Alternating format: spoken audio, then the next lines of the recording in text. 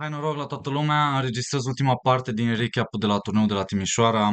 O să-i dăm bătaie imediat, foarte scurt. Începem foarte scurt, dau imediat share la ecran.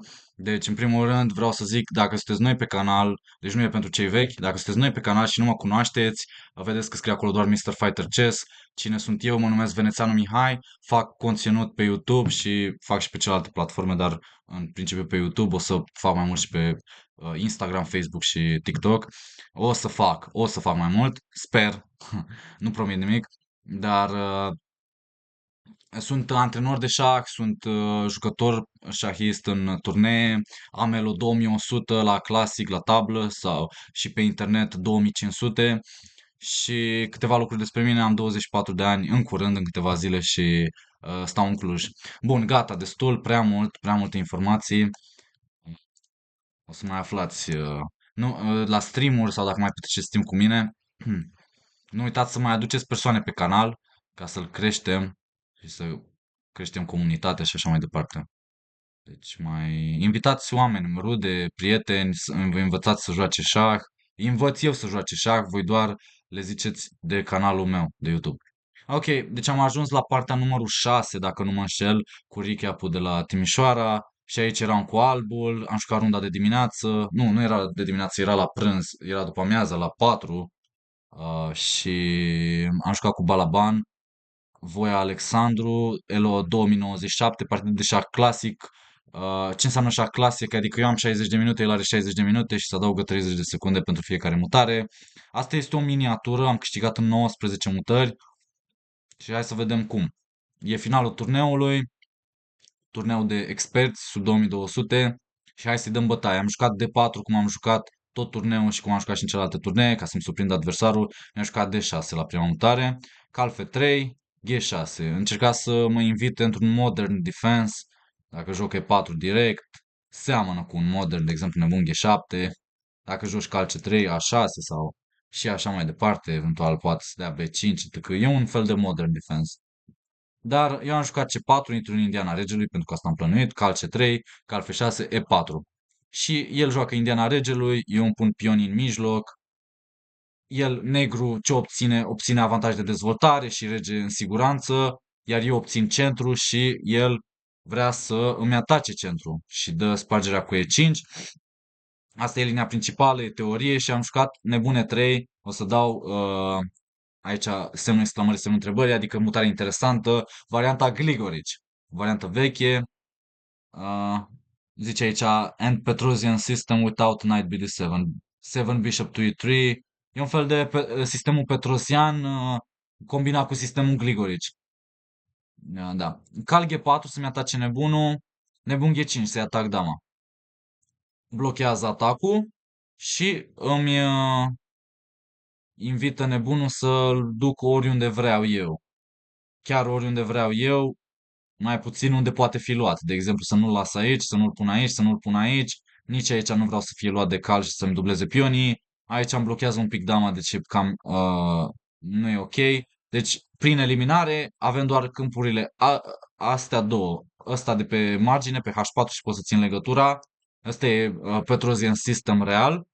Dar noutate, nu neapărat noutate, dar sistemul Gligorici și recomandare de la Shankland să duci nebunul înapoi după ce ai forțat niște slăbiciuni. Nebunul ăsta oricum e bun pe diagonala asta pentru că nu, în primul rând o luăm prin excluziune. Nu vreau să fie blocat pe margine, na, și după aia să vină avalanșe de pioni, de exemplu imediat sau mai târziu și după aia să fie blocat așa.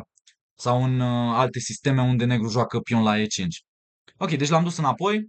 Pe scurt, am prins pionul F5 și în aparență e bine, dar nu e atât de bine. Ar trebui să se dezvolte de urgență. Ar trebui să scoată calul aici sau să scoată calul aici. Ar trebui pur și simplu să se dezvolte, efectiv, sau să bată în centru și după aia să scoată calul, să elibereze câmpul ăsta pentru cal și să se joace partida. De el a fost un pic cam nerăbdător și deci la mutarea nouă a dat spargere de pion. Și apropo, Balaban este un jucător foarte puternic, cred că este din Arad, nu știu exact. Am mai jucat cu el în trecut, dar își joacă foarte bine, mai ales la Blitz. A câștigat la Băile Felix, a luat locul întâi la Blitz. Nu știu cât a luat, 1400 de lei, 1200 de lei sau 1600 de lei, a luat premiul cel mare. Și e mare lucru, având în vedere câți maestri erau în fața lui Bargan, Sergiu și așa mai departe. Dar în fine, hai să ne întoarcem la partidă. Deci o să zic aici inexactitate. Eu i-am luat pe F5 după ce m-am gândit, nu știu, m-am gândit 6 minute, cred. După aia, acum el are niște probleme de rezolvat. Interesant e să bată și aici am câteva opțiuni. Ori să iau pe 5, ori să joc H3.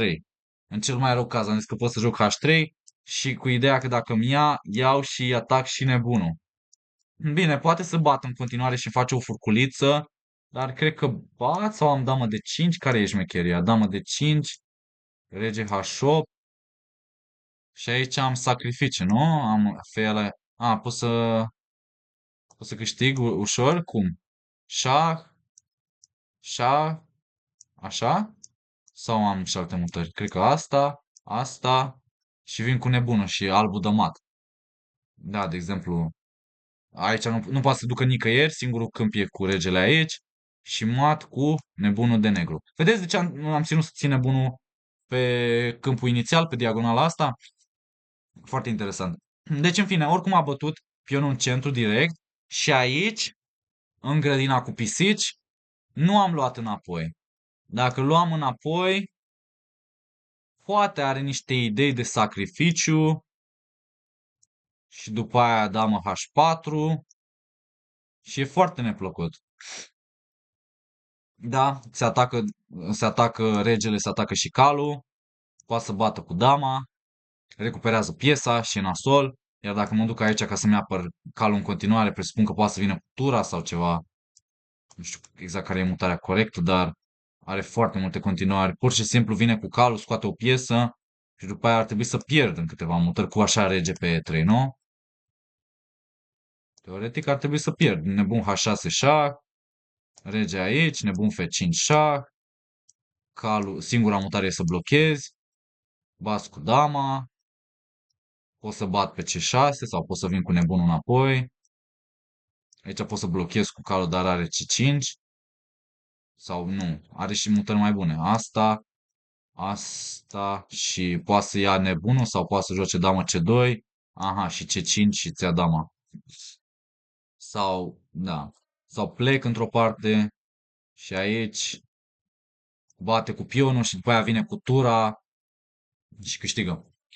Deci puteți să vedeți cam în ce întorsătură poate să ia, cam în ce parte poate să ia jocul, în ce întorsătură poate să o ia, dar de asta nu am bătut pionul și am venit iar cu nebunul să-i atac dama. Și îmi dezvolt o piesă și pun dama rău, dama e 8. Sigur că mai are și alte opțiuni, poate să joace nebun F6, poate e o idee mai bună să joace nebun F6, după care poate schimb sau joc altceva. Pot să schimb și după aia să iau pe D4, poate, sau să joc al D5 intermediar. Depinde, sunt foarte multe idei. E destul de nasol pentru el. Aici pot să iau cu calul, nu mai iau cu dama. Și are pionii un pic stricați. Eu am reușit să scap de nebunul lui puternic, fie anchetat. Și e destul de nasol. Bate cu pionul. Are regele un pic cam deschis, fac și o rocada mică, deci îl păcălesc din deschidere. Să vedeți cum s-a terminat partida. Dama e 8, cal de 5 am venit cu calul în centru, mutare foarte bună. Și nebun G5 trebuie să-i dau un semn de exclamare. Deci a greșit teoria, practic, a făcut niște greșeli. Tura F7 să se apere, dar pierde timp, a pierdut timp și cu dama și cu tura. Și acum a bătut și rocada mică. Pion egali, piese egale, dar are foarte multe slăbiciuni și stă rău cu piesele, din păcate pentru el. Și deci se dezvoltă, scoate calul, întotdeauna trebuie să scoți calul înaintea nebunului, dar acum îi presez pionul slab și are și regele slab. Și atac două piese în același timp. Vin cu calul, atac pionul și descoper un nebunul și dama. Atac la cal, se retrage și după aia pur și simplu iau pionul.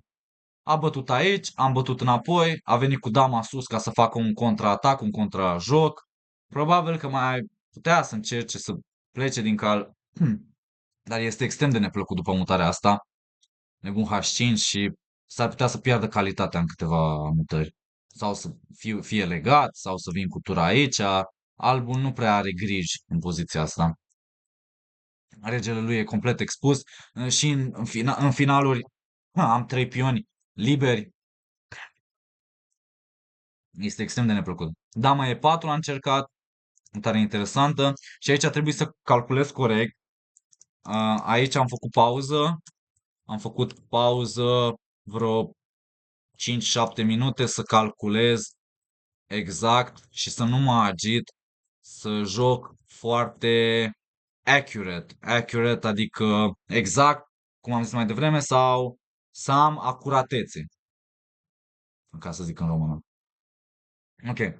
Și am ales să iau calul în cele din urmă am ales să iau calul, că m-am mai gândit la tot felul de chestii, de exemplu să vin cu nebunul aici și să vin cu dama sus, dar nu mi-era clar.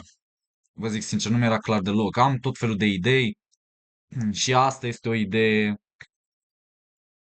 doar că nu e clară, iarăși nu este clară deloc. O să ia sau nu știu ce joc aici. Dar e destul de nasol, poate să ia nebunul ăsta, de fapt. Da, mă gândeam și să retrag calul, poate, dar după aia ce? Întrebarea e după aia ce? Că nu se întâmplă nimic. Da, nu sunt bune continuările astea.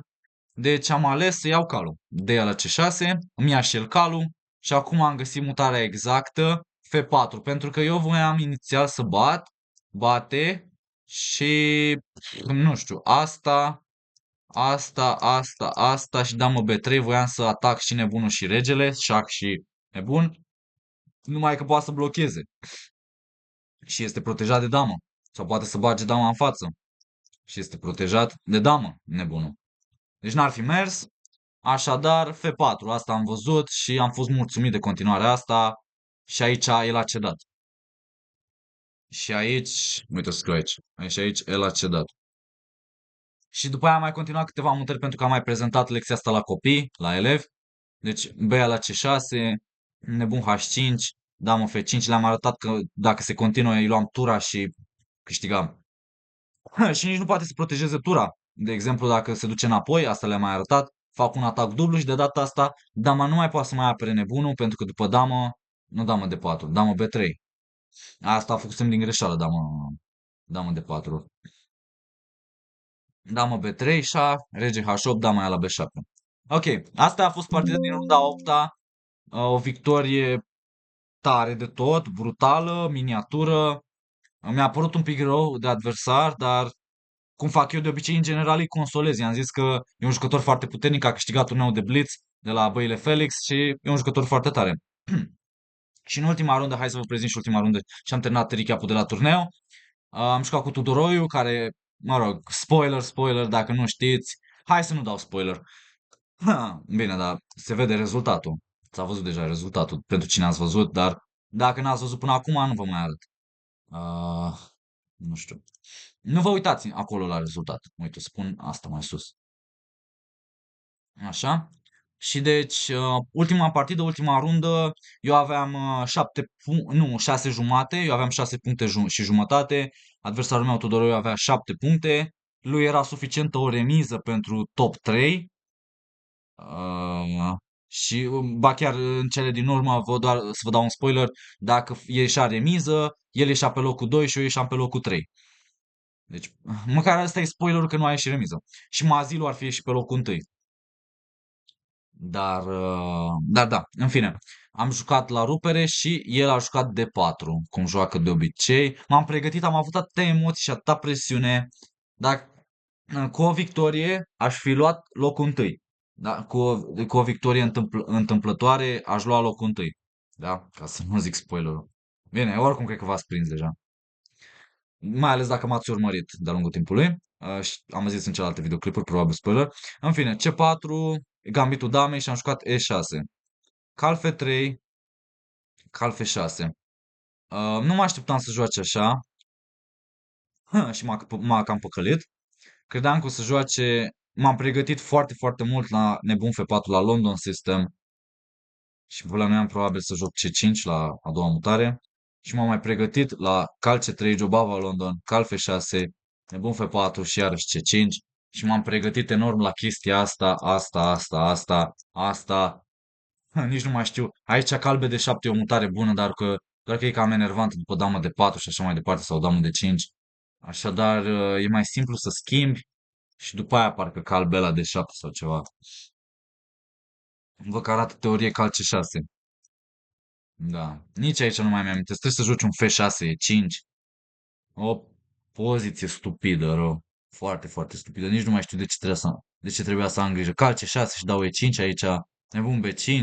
Nu știu dacă joc nebun de 7 sau F6 E5 parcă trebuie să joc. O poziție stupidă rău oricum. B4 poate, E5. Nebune 3. Dar pot să mă dezvolt pur și simplu și nu-mi pasă. 4-5 pioni, 7 contra 4-7.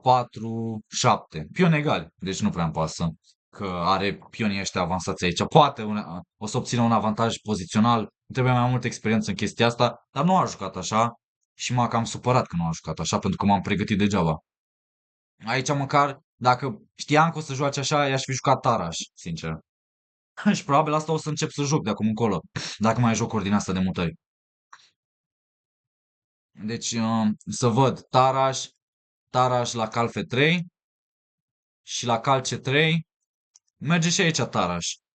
Doar că e un pic mai diferit, mai ciudat. Oricum pot să transpun cu cal F3, cal F6, cal F3 și după aia Taraș cu C5.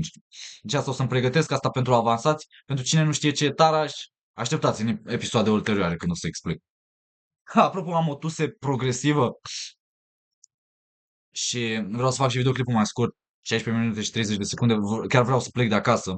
Acum e 24 minute, deci hai, 5-7 minute. Deci să explic un pic, am scos piesele, a scos și el piesele și am făcut rocada mică, doar că e foarte greu să câștigi, să joci la câștig cu varianta asta foarte pasivă cu nebune în 7. Ar fi trebuit să joc nebun B4 mai agresiv. Am văzut că are partide din Anglia.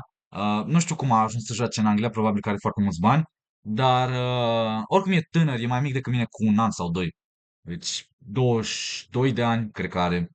Și, în fine, și am văzut că au jucat cu niște maestri în Anglia și au câștigat maestria cu negru. Dar am zis, bă, în sinea mea, sigur a învățat ceva din partidele alea, sigur a obținut vreo lecție de joc, sigur nu o să repete ce a jucat, adică jucase ceva de genul cu nebun G5, avea niște partide cu dama A4, dar după cum ați văzut în partida din runda a 7-a, exact, am jucat ceva de genul cu pârvu, am jucat asta și s-ar fi transpus dacă juca ca Alpha 3, era același sistem pe scurt. Înțelegeți? Deci n-ar fi stricat dacă jucam nebun B4, dar am fost prea fricos și prea pesimist. Prea multe emoții și prea multă presiune am avut pe mine. El a jucat pur și simplu natural împotriva gambitul, sau a jucat gambitul damei natural cu varianta cu nebun F4 și eu am jucat iarăși natural cu B6, care, mă rog, este ok cât de cât, dar nu e neapărat cea mai bună următoarea mutare. Aici albul în continuare are un plus pe egal, dar îi se diminuează foarte mult dacă joci mutarea exactă nebuna 6 aparent. Nebuna 6 e aproape de egalitate mutarea asta, pe care nu o știam. Și da, știu că am puține amintiri cu cursul lui Shankland în chestia asta, nu mai știu ce zicea el. Trebuie să mă uit la cursul lui Shankland. Bine că mi-am adus aminte după partida asta. Și ăsta e ultimul videoclip, e runda a noua. Doamne ajută, am terminat cu turneul ăsta și nu mai joc până în vară. Sau nu știu dacă neapărat până în vară, dar cel puțin o lună pauză. Și a fost o lună pauză, că ăsta a fost pe aproape 20 februarie, nu mai știu când a fost. Și suntem în 12 martie și n-am mai jucat niciun turneu de atunci. Deci da, nebun așa se egalează, doi am jucat nebun B7. Apropo, poți să joci și de aia la C4, poate e mai bună varianta asta. Și nebun B7 și pentru că ai nebunul deschis, dar ok, rocada mică. Nu prea îmi place că are presiune totuși. Dai C5, poate direct sau îl pregătești. Nu știu ce să zic, îmi place la alb și la alb chestia asta. Calbe de 7, poate joacă tură E1 să dea E4. Probabil că trebuie să joc cale 4. Nu știu exact mutare cu mutare. Și mă cam enervează chestia asta că nu știu exact mutare cu mutare. Nu știu, tură C1. Parcă joacă freestyle, efectiv albul aici. E foarte greu să câștigi cu negru. N-am ales deschiderea bună. Mă rog, aici am jucat nebun B7, a bătut. Și aici am bătut cu calul. Unde este recomandat să joci, dar e mai bine dacă faci asta direct. Gen, eu știam varianta asta unde sacrifici un pion de pe lices, când am analizat-o cu engine-ul, Ia, sunt curios ce zice și engine-ul de la Chessbase. Bear with me, guys, o să dureze mai mult. Videoclipul e 20.00. Da, tot e un plus pe egal, un 0,2 la alb. Și nebun B4 trebuie să joci. Ai două mutări, nebun B4 sau ca la 6. Cam aproximativ ce am jucat și eu în partidă. Asta e mai rea, ca la 6, nebun G3. Nebun B4. Oricum trebuie să joci nebun B4, aparent mai devreme sau mai târziu, deci e mutare unică. Cal de 2 și cal C5. Și dacă ți ia tură de 8 și ai egal, dar de partea mai bună a negrului. Ai egalitate și trebuie să joace unic ca să nu piardă. Aici dacă ți-a calul. Ok, cal C5 e, dar e greu de să-ți aduci aminte. Dacă nu o joci, dacă n-ai experiență în chestia asta. Și mai ales dacă scoate nebunul și după aia poate să joace rege E2 sau aici nu mai merge rege E2 pentru că iarăși cal C5 și am nebun A6 și îl fac mat. Nebunii sunt prea tari. Deci vedeți, sunt tot felul de combinații și idei șmecheroase. Sau asta, șah și cal C6, variantă iarăși foarte interesantă, unde are mai multe opțiuni aici. Dacă se duce cu nebunul înapoi, e deja mai bine pentru negru. Chiar dacă ai sacrificat un pion, e mai bine pentru negru, nebun de 7, nebun de 3. O să iau aici, nici nu poate să scoată nebunul. Și dacă joacă F3 ca să scoată nebunul și regele de acolo, aparent poți să dai all-in cash-in, sacrificiu, nebun F2 mutare unică și doar vă arăt mutările de engine, că poate vă pasă, sunteți curioși, sau poate nu vă pasă, dar oricum vi le arăt. Nebun la de 2 asta și nebun B5. Și îți recuperezi piesa, poziție mai bună. Pion în plus la negru și aparent aici nu-ți ia piesa pentru că ai mutarea asta și după aia reușești să te dezlegi. Totuși sunt nebuni de culori diferite, chiar dacă ai pion în plus, dar avantaj la negru. Deci, în fine, oricum, hai ca să fac videoclipul măcar 25 de minute, deci să-l termin în 3 minute ca să mai am și outro. Deci, în fine, nebun de 3, nebun B7, greșeală, trebuia să joc nebun A6, am mai zis odată, sau măcar să iau pionul. Nebun B7, a bătut, am bătut, asta eu zic că este o inexactitate, măcar, da, dar aici asta e mai rău, oricum, are plus 0,6, nu e neapărat inexactitate. Uh, După aia la de 5 are 0,7 avantaj. Cale 5, mi se pare că am mai jucat și împotriva lui, cum îl cheamă, Manolache.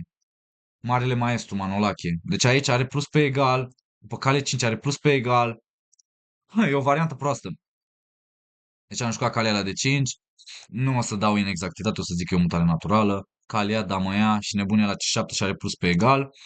Și acum am jucat cala 6. Aparent dama A5 este un pic mai ultra exactă, mai bună.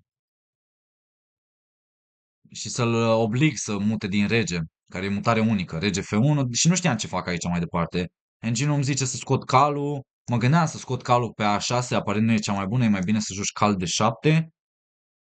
Nu mă întrebați de ce, probabil ca să previn cale 5 și să las coloana C deschisă după ce pleacă din nebun și să las nebunul deschis, deci de asta nu vrea cal C6 și practic are mai multe variante. Dar hai să mă gândesc cam ce aș face eu dacă aș fi cu albul, aș trage nebunul înapoi, aș vrea să-mi duc regele mai în siguranță, sincer. A3 are sens, că e prima de engine, turna C8, nebun G3, turne Vlad de 8, rege G1, e logică, cal F6.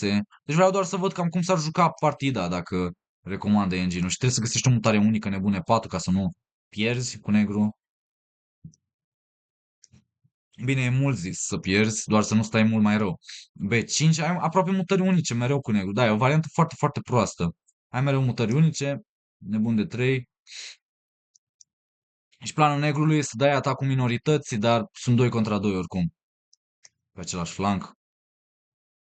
Să-mi pune să mă întorc înapoi cu dama.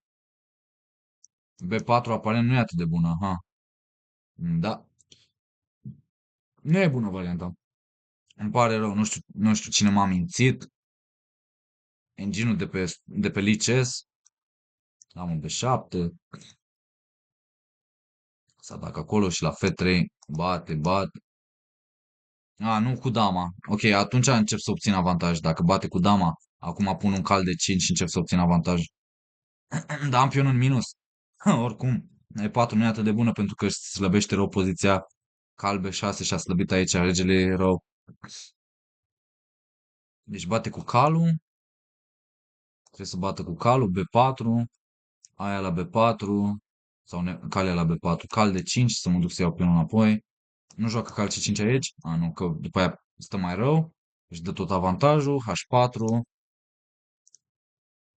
cal ia. Se ajunge într-o poziție de genul ăsta, dama A6, bătaie, unde tot, da, unde tot cam suferi. Deci nu e bună deloc deschiderea. Îmi pare rău. Îmi pare rău că am greșit. Mai e. Am jucat a doua mutare de engine, ca la 6. Nebune 5 era mai bună. Ok, a făcut și el niște greșeli. Nebune 5 e mai bună. E ultra exactă. Și nebun G3 e inexactitate. Cal B4, ok. Și aici are doar, mă apropii de egalitate, are un plus pe egal. Rocada mică și am luat nebunul, măcar atâta. Și are un plus 0,2 și aici am jucat turna C8 și am zis că e inexactă. Inițial voiam să joc turnev la C8, că tura asta poate o las aici. Dar, ok, și dacă joacă... Dar nu mi-e clar cum obțin avantaj. Aici știam că iau pionul pe A2. Da, și aici perechea de nebuni își spune cuvântul, dar tot e doar un mic plus. Și da, deci turnev la C8 trebuia să joc. Și dacă juca ca în partidă cu A3, damă C4, am văzut și ideea asta, dar nu eram sigur să schimb damele.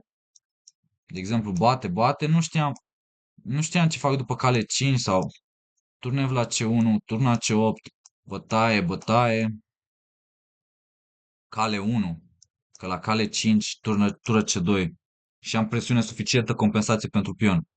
Da? O să câștig măcar un pion și negru stă mai bine acolo. Și, deci nici nu trebuie să ia dama. Trebuie să plece din dama aici, damă de 2 și tot are un mic plus, dau nebunul pe cal și jucăm poziția asta unde am eu pion în minus, dar reușesc să pătrund cu dama și am suficientă compensație pentru pion. Poate să vină și cu tura, dar tot am suficientă compensație. B4, H5, B4, H5, H3 sau H4, da.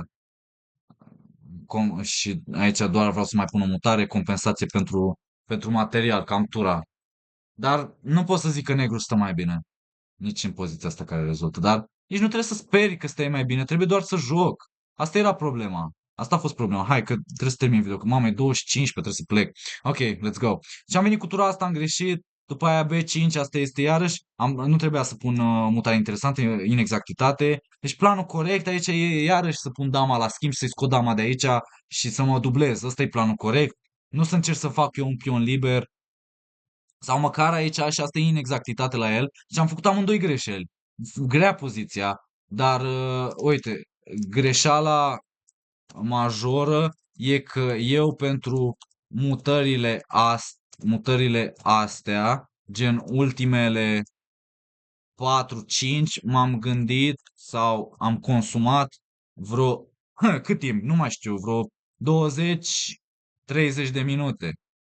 Adică varză. Adică, bine, poate, adică m-am gândit și supra-gândit prea mult.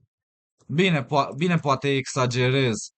Zic, nu știu, 12-18 minute am consumat. Între 12 și 18 minute tot am consumat, deci tot e mult. M-am gândit prea mult pe ceas, am zis și după aia ulterior. Deci, în fine, am venit cu tura sus, care nu e chiar atât de rea. Aici B4 e mai bună, că dacă bat cu nebunul și egalez, e egală poziția. Singura chestie de care mă mențin e de perechea de nebun și de bateria asta pe care o am cu dama și cu nebunul. Aici e aproximativ egală poziția și da, într-adevăr, vreau să... Deci nu poate să plece din cal, nici nu știu ce face aici. H3 și oricum asta e o mutare bună. A5 am stabilizat pe flancul damei și după aia o să încerc să joc G5, H5. Am stabilizat pe flancul damei și încerc și eu să schimb turele, poate să dublez, habar n-am. Ok, am făcut asta. Aici are un plus pe egal și are blocadă. Da, vedeți diferența dintre partida cu pârvu, cu copilul acela, pârvul Răzvan, e că pârvul Răzvan, că aici nu am pion egal, nu am pion egal și nu am 3 contra 2. Deci îmi lipsește pionul B, e foarte important. H5 este aproximativ egală, trebuia să încep cu G5. G5 era o încercare mai bună, H3 și aici H5 și dacă joacă cale 1 sau ceva, G4 și dacă bat, F3, damă F5. Așa trebuia să progresez, să joc poate rege G7 ulterior, nu mi-e clar, să bat, așa îmi recuperez pionul și poziția rezultă aproximativ egală sau echilibrată din punct de vedere dinamic, dar vă zic că principalul motiv pentru care am jucat rău, am făcut greșeli, a fost că m-am gândit prea mult pe ceas și aici G5 este mai bună, G5 semnul exclamării și H4 e mai bună și nebun de 8 este o greșeală, mai am și A6. Ok. Deci nebun de 8 este o greșeală, prima greșeală, damă C2, că era egală. Deci aici zice că e aproximativ echilibrată, chiar dacă campion în minus. Deci vedeți, totuși deschiderea, chiar dacă a fost cam nasol pentru a obține un avantaj, n-am obținut niciun avantaj, dar măcar am egalat, dar am pion în minus și ceasul varză. Am jucat prea lent și aici am dat G5, mutare inexactă, dar ce să faci altceva? Nu știu, îmi propune AH4 fără să dau G5, fără să mă slăbesc atâta, iar după aia A5, de exemplu, sau și, da, A5 și nebune 7 să mă întorc înapoi cu nebunul, nu știu, tură E1 să joace E4, dama E4 să schimb damele, iar dacă schimbă, după aia egalez, aici egalez. Da, e mult de zis până a câștiga partida. Eu voiam să câștig ca să iau locul întâi. Deci dama A4, G4 m-am dus după el. Dama A4 nu este cea mai bună, este inexactă, asta zice engine-ul. Da, mă face să mă simt un pic mai bine. Nici el n-a jucat cu cea mai mare acuratețe, nici eu n-am jucat cu cea mai mare acuratețe. Bătaie și e interesantă poziția, e aproximativ egală. Zice un plus 0,08, e aproximativ egală sau echilibrată, dar el are pion în plus. Da, și aici mă pune să joc F6. Doar ca să stau pe loc și să iau câmpul. Dar nu mi-era clar dacă mi-a pionul. Mai dau un pion. Era frică să mai dau încă un pion. Nebun, deci aici are mutări unice. Nici nu mi-e clar ce ameninț. Ameninț poate asta. Bun de 6, G3, nebunia. Nebune 7. Negru are 3 pioni în minus. Cum să joci așa ceva? Acum ameninț tura 8. Bine, aici recuperez și eu din pion, da. Și A4 e mutare unică sau B3. Tura 8, B la C4, damă B2. Poziția se complică. 4 pioni în minus la negru, dar i-am cam prins dama. Damă C2, tura C2, damă B1. Și se repetă poziția, da, asta e 0-0. Se repetă poziția. Da, și are șmecheria asta cu tură C1, că dacă iau, dama aia la B7. Și tot e 0-0.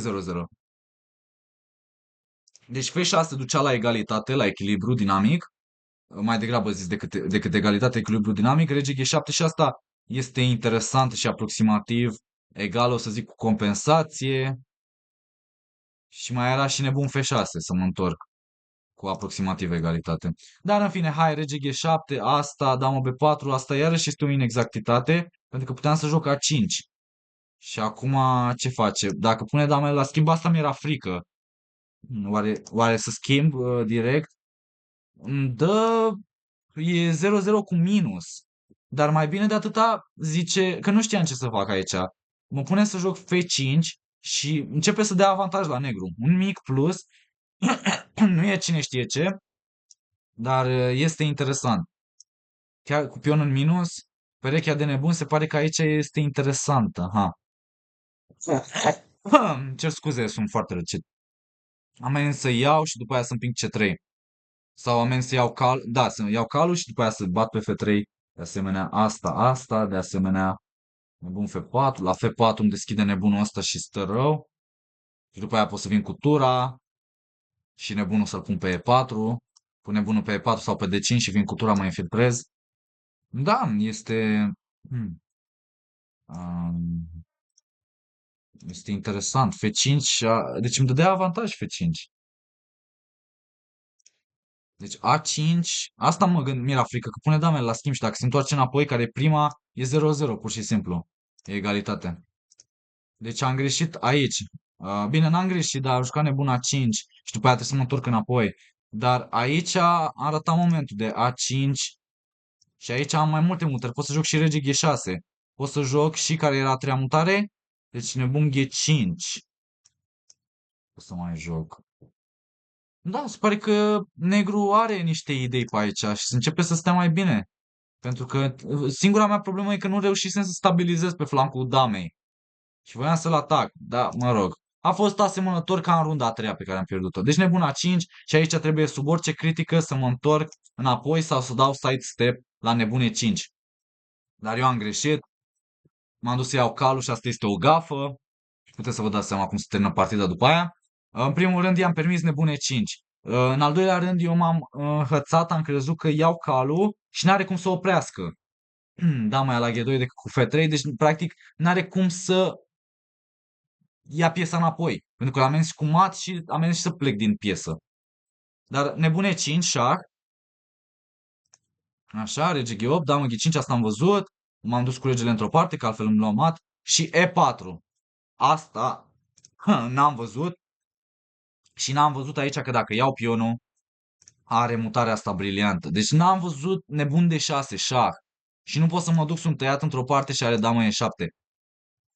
Șah. Damă E7, șah mat. Da. Deci, da, nu mai am ce să fac. Am jucat T4 pe tablă și nu am mai avut ce să mai fac. Nu mi-a venit să cred. M-am dus cu dama înapoi și am mai încercat să trag de poziție. Mi-a luat nebunul înapoi și după aia, acum pot să închid. Engine-ul e plus 5. Uite, o să zic aici, e plus 6. Că am mai trecut câteva mutări. E plus 6 la alb. Este aici. Așa. Ok. Hai, gata, gata, gata. Hai să terminăm videoclipul. Am prins 7 de minute. Aiurea, dar oricum era ultima rundă, trebuia să o prezint mai pendelete. Deci mi-a luat pionii, am încercat să fug din rege, așa, am încercat să mă dea mat, mi-a luat toți pionii, am schimbat damele ca să scap, dar are 3 pioni în plus și după aia am jucat până la mat pentru că eram nervos și voiam să scap de presiune, plus că voiam să văd, n-am mai pus restul partidei, dar am jucat până la mat, gen, am jucat asta, asta, și am jucat pentru că voiam să văd ce se întâmplă dacă joci până la mat, că am un elev care mereu joacă până la mat, nu s-a jucat așa, am fișa cu partida, dar mă rog, asta e un mat pe care l-am văzut repede și l-am pus repede. A durat încă 5 mutări în plus, dar am vrut să văd ce se întâmplă dacă nu renunți, dacă ai zi de piatră, dacă nu ai, dacă ai zi de piatră, dacă ai inima de piatră, de fier și încerci să tragi tare, dar e doar suferință și e mai bine să cedezi. Pentru că nu mai are nimic de făcut. Are nebun în plus, doi pioni în plus. Pe la mutarea pe aici are, da, pionul liber și câștigă. Și cam atâta de la mine, am pierdut din păcate ultima rundă și am luat doar locul 4, dar este ok, a trecut o lună de atunci, este în regulă. Măcar asta denotă caracterul meu și cumva noua mea speranță, să zic așa, pregătirea pentru următorul turneu, cumva focul care mă alimentează și gazul, adică pentru răzbunare, în general, nu pentru băiatul ăsta, pentru că eu am rămas sincer surprins și uite, hai să-i fac o strigare, un shout-out lui Tudoroiu, că a fost umil când a câștigat. Eu mă așteptam să fie foarte îngânfat și foarte, pentru că așa pare din exterior.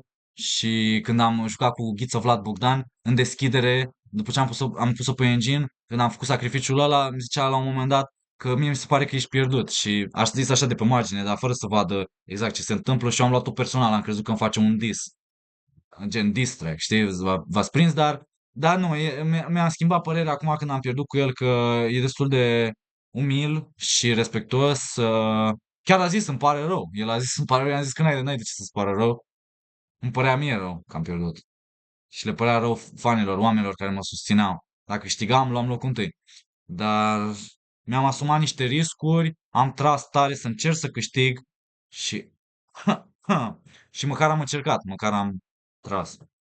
Trebuie mai multă pregătire acasă, trebuie mai puțină vorbă, mai puține comentarii, mai puțin să ne plângem și mai multă muncă, mai mult studiu, mai mult antrenament, să te antrenezi, să vezi partidele marilor maestri, să joci la mai multe competiții și să joci mai exact, mai relaxat și mai liniștit și să-ți vezi de viață. Asta e important. Dar oricum, asta a fost experiența, asta a fost turneul.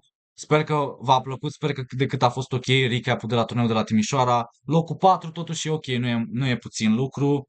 Nu e puțin lucru, deci am luat bani 1200 de lei, mai puțin că a scăzut și impozit, deci 1140, 1140 de lei. Și cam atâta. Sper că v-a plăcut. Da, am ratat premiera pentru că au schimbat ora și nici n-au anunțat, ca de obicei. Logic, Federația Română de Șah și arbitri și organizatori. Logic, nici tablet digital la amatori, nici transmisiune live, logic. Dar, în fine, eu am respect și empatie și a fost ok că am jucat, că măcar m-am prezentat, măcar n-am stat acasă ca un fricos și măcar am crescut plus 5 puncte la Elo. Și practic am diminuat damage-ul de la Băile Felix. De la turneul de la Băile Felix. Deci acolo minus 6, aici plus 5, deci ok. Înainte de ultima rundă aveam vreo plus 17, cred, la Elo. Partida asta m-a costat, dar este ok, este în regulă, este chiar în regulă, este ok. Nu a fost pe moment, dar a trecut o lună și mai sunt turnee viitoare, deci trebuie pregătire, cum am zis. Și oricum, eu lucrez și pentru canalul de YouTube, deci, na, fac videoclipuri, o să mă mai și antrenez, mă ocup mai mult de partea de antrenorat, dar este bine, este ok, mergem înainte, nu poți mereu să le ai pe toate și trebuie într-un fel să nu le mai iei atât de personal. Adică eu, cu mine vorbesc, să nu le mai iei atât de personal, adică băi, adversarul nu știu ce a făcut sau organizatorii sau nu știu ce. Nu, băi, deci, cum a zis Magnus, you're either too slow or too weak if you lose. Adică ești prea slab, am fost prea slab pe tablă sau am fost prea lent pe ceas.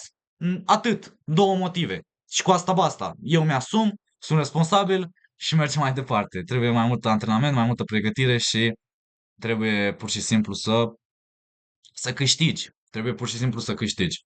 Și cu asta basta. Sper că v-a plăcut, sper că ați tras niște concluzii, sper că ați înțeles câteva lucruri. Nu intrați în criză de timp, nu jucați neîncrezători, mai bine blufați, mai bine jucați la cacialma și jucați cu încredere în voi, chiar și dacă nu sunteți atât de bine pregătiți. Mai bine jucați cu încredere în voi și jucați mai repede și, na, antrenați-vă. Și nu stați ca niște loseri, adică care să aștepte să viseze fără să se antreneze și să comenteze mereu sau să se plângă mereu. Osul la treabă, la muncă și ne auzim. Hai, asta a fost ultima parte, rundele 8 și 9 și cam atâta. Nu știu ce videoclipuri mai urmează, probabil seria de partide pierdute, dar știu cert că nici nu știu când îl uploadez pe ăsta, că asta e ultima parte, dar știu că o să fac luni stream la 7:30. Ziua o să fie, cred că 16 martie, 16 martie la 19:30, luni stream la o cafenea de șah. La o cafenea, nu e de șah, dar este o cafenea și o să fie seară de șah. O să fie o activitate, o să fie șmecher. Sper să mă las să fac stream. Cam atâta de la mine și ne auzim. Sper să distribuiți și voi canalul, clipurile, numele meu sau pseudonimul Mr. Fighter Chess și poate cunoașteți pe cineva care e amator, are Elo 500 sau Elo 800 și poate clipurile astea chiar l-ar ajuta sau ar ajuta-o, indiferent că e fată sau băiat. Și știți că joacă pe chess.com sau pe lices sau și așa mai departe. Apropo, eu pun și subtitrări în engleză, deci poate să fie și străini. Deci e ok. Vă mulțumesc, sunt recunoscător, vă apreciez și ne vedem data viitoare. Pa, pa, pa! Ciao! Nu știu de ce am făcut așa cu degetele. Salut!